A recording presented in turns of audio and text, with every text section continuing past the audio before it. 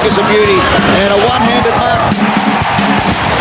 Play on, says the umpire, falls the right way, and has put it through, and that is a ripping goal. They're advancing on full forward, delivery magnificent. Burke wants to go, so does the Saints. Here's a chance now for the Saints.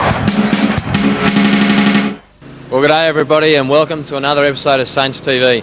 Well, today we're out at Monash Caulfield. Now, the St Kilda Football Club's got a very close affiliation with Monash, so we thought we'd come out here and film Saints TV and see if we could speak to some of the students and hopefully find a couple of St Kilda supporters.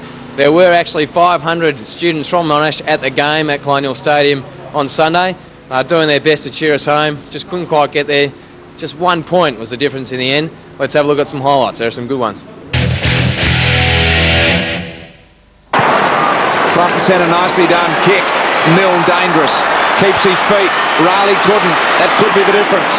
It won't be on this occasion. Graham. Ran to the wall. Off hands. Goal. Milne has a word.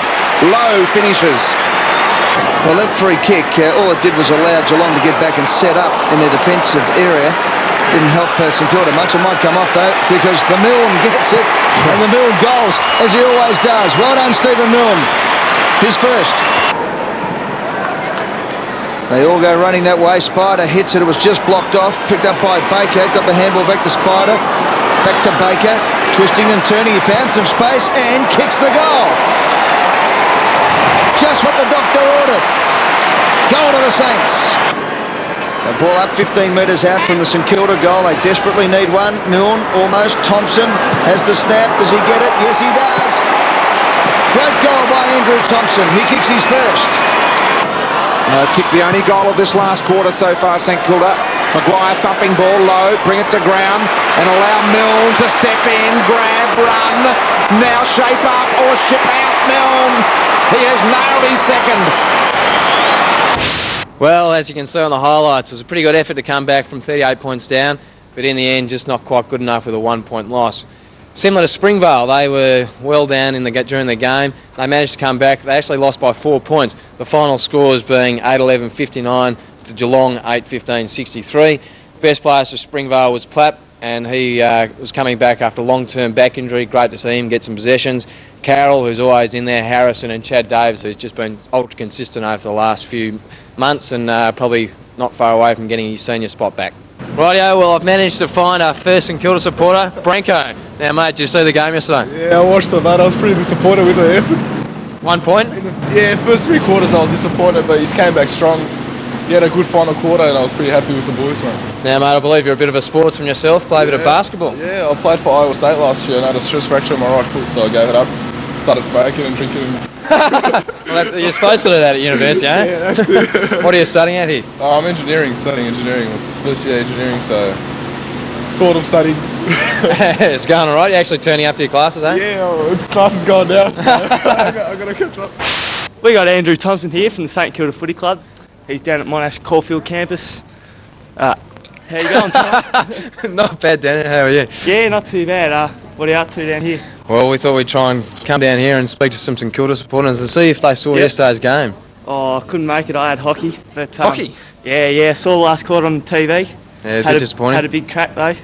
And how's the hockey going? Oh, we won 1-0. Oh, 1-0? Yeah, good game. High scoring? Oh, very high scoring. Very tense actually in the last few minutes. Well, right now we've got for you the biggest interview that you're ever likely to see on Saints TV, unless, of course, we get a chance to speak to Daniel Wulf. He hasn't actually spoken to anyone yet in the last 2 years. So, however, it's now time to roll the interview with Shane Warne. I went out and spoke to him last week at the Monash Cricket Academy and managed to face a couple of balls, but enough said. Let's have a look at the interview. Well, here we are. We're outside the front of the Victorian Cricket Centre. We're about to go inside and speak to the world's greatest leg spin bowler. So as promised, we're going to speak to him about his association with the St Kilda Football Club, how he got involved, even about when he was playing down there in the under-19s. So why don't we go inside and have a chat to him.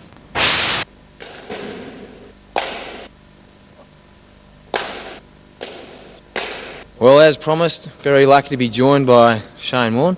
Mate, thanks for giving us a bit of your time. No worries, Tomo. It's a pleasure the way you're hitting him there, mate. I wish I could come back and kick the footy like as good as you kick the cricket, eh?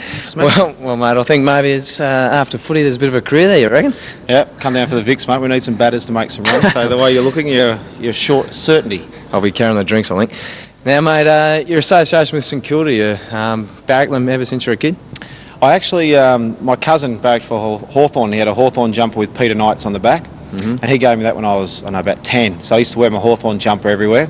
Barracked for Hawthorn, and when I went down to St Kilda in '87, I got to know a few of the guys down there and played a little bit of footy down there. So I started back at St Kilda in '87. Being a local boy, we used to always go and watch St Kilda games, even though whoever we used to barrack for, being a local around the area, we used to always go and watch the Saints.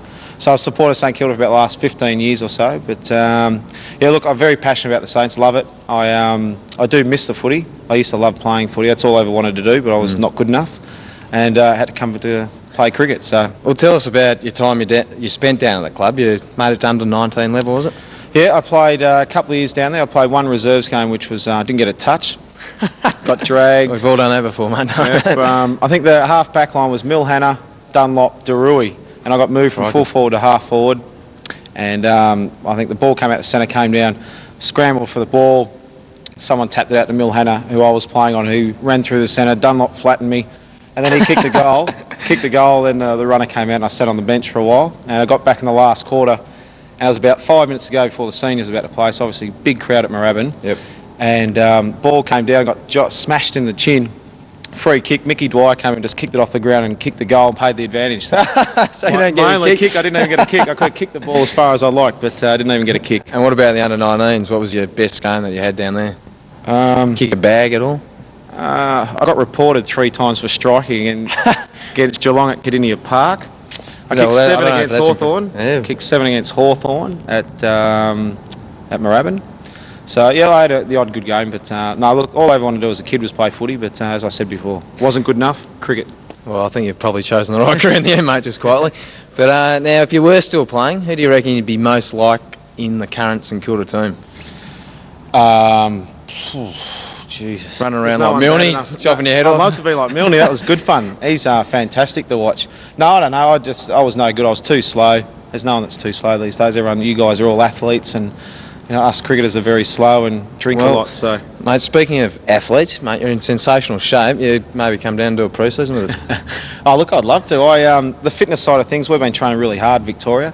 In the last probably 3 or 4 months myself, I've been doing a lot of work. I wanted to get as fit as I could. I looked at the international schedule, and the schedule the next couple of years is chaotic. I think we're playing 6 or 7 different countries, and we play about 41 days and 25 or 30 tests. So to get through that, you've got to be in the fittest shape you can. And when you're getting on a little bit, I'm 33 this year, so I'm getting a couple more years, and I'll probably retire. But at this stage, it's just trying to be as fit as I can, and at the moment, I'm in good shape. And you still manage to enjoy a pie at the footy, do you? Or is it on the mineral waters and the salads? Well, a couple of glasses of wine, and then try and sneak out and have a pie somewhere. But yeah, that's my sort of breakout day, have a pie and then a pizza on the way home. Very good. Now, you've been to a few of the games. How do you sort of keep up with what's happening down the club whilst you're away? Is it through the internet, or they send the Herald Sun over to you? I've got a mate of mine, Darren Berry Chuck, who comes down all the games with me as well. He sort of rings me, or wherever I am, I'll ring him and say what happened. He'll give me the details about exactly who played well and how many kicks you got, and Hamill and all these sorts of boys, how many they got. And so a couple of guys send videos. They take the game if it's on the TV, and they'll send it across so I can watch it. So I sort of keep in touch that way. Very good. And been down the rooms a couple of times this year, and obviously enjoyed on that. Yeah, hanging around a bit like a bad smell. Oh, mate, I think the boys are pretty pumped when you get down there. We love it. I mean, I think for all sportsmen, we like to sort of see how other sports work, and to get down the rooms to watch how you guys prepare before you play is sometimes good, just to get down there and see what you do. Whether you and I think sometimes you can just see, whether you can just watch your body language and watch the way you guys are playing before the game, how you're going to play. I think you can always notice a lot before the game. You can see whether guys are nervous or whatever, just from the way they look, and they're absolutely. So I like to get down there. And just quickly, Trevor Barker, you spent a bit of time with him down at the club, and apparently he might have helped you with your nickname, Hollywood. Yeah, look, Barks was, he was a wonderful person, Trevor. He was a fantastic man, and unfortunately passed away a while ago, and he became a close friend of mine. I remember he gave me my first nickname. It was a pre-season training, I think, in '87, and we're all at the back of Moorabbin. We're standing around. We had to introduce ourselves to everybody in the group to find out who was who. And I said, "Oh, Shane Warne, blah, blah, blah." And he said, "No, Solarium, you've got the tan, the blonde hair, Hollywood." And it's sort of stuck since then. So, yeah, look, I've got great memories of Trevor. And look, it's a real shame what happened to him. But there's a great St Kilda man, but more importantly, he's a great bloke. Now, just to put a scenario to you, you're playing in Mumbai. Yeah. The Saints are in the grand final. Yeah. The team's up. They only need about another 50 or 60 runs. But there's a plane leaving and you can get to see the first bounce. What do you do? Well, I know what I'd like to do. I'd come back and watch you blokes play, but I'd probably get in trouble for that. So hopefully we'd have to, if Adam Gilchrist or someone of those guys are batting, is to go out and smash them as fast as they can, and then try and jump on the plane and try and do both. He can manage to do that occasionally, can't he? Yeah, he loves whacking them. It's good fun to watch. Rightio, mate. So with the cricket, for the rest of the year, you got a fair bit on, and then the Ashes, is that right?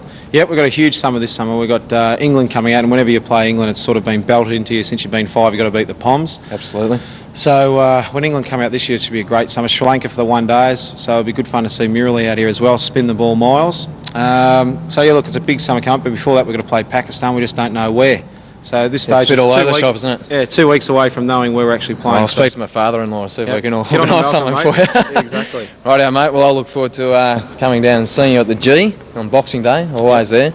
Saw you take the hat-trick against, I think it was England, yep. Back then, and Bernie took that catch. So, mate, thanks for joining us. No worries, Tom, mate. Good luck with the rest of it. No, thanks, mate. Okay, cheers. good on you. Thanks, bro. Well, I'm actually going to send a copy of that videotape to Daryl Cullen. Maybe you can get a couple of tips on how to play Shane Warne.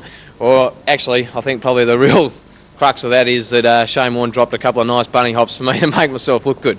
But anyway, it was a great bit of fun doing that interview with Shane Warne. Just a sensational bloke and always happy to help out the St Kilda Football Club. Well, it's now time to do the play of the day, and just a sensational goal from Daniel Wulf, and let's just say he had a sensational game himself, kicked 4 goals. This is probably the best one, but also we're going to have a look and see, as Rex would say, Sammy Hamill getting higher than Joe Cocker, and unfortunately didn't quite pull down the mark in the last 30 seconds of the game. Would have been a great effort. So a couple of really fantastic highlights. Let's have a look at them. Kelly trying to redeem himself, does it well. Chance for Wulf, if he can pick it up, he does. He has the flying shot at the goal, and the Wulf has struck. No crying Wulf on that occasion.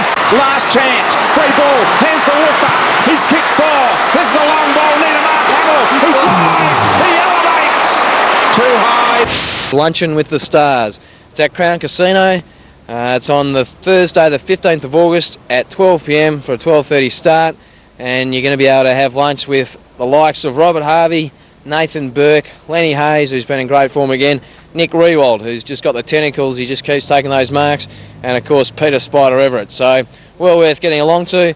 As I said, it's at Crown Casino, costs $70 per person, and to make a booking you need to ring the marketing department on 9559 6624. So make sure you get onto that and book a table, because it'll be a great lunch. Rightio, well that's all we got time for on this episode of Saints TV. 1:10 at the SCG on Sunday. If you can't get along, make sure you catch it on TV, and I'll see you next week at the same time on Saints TV.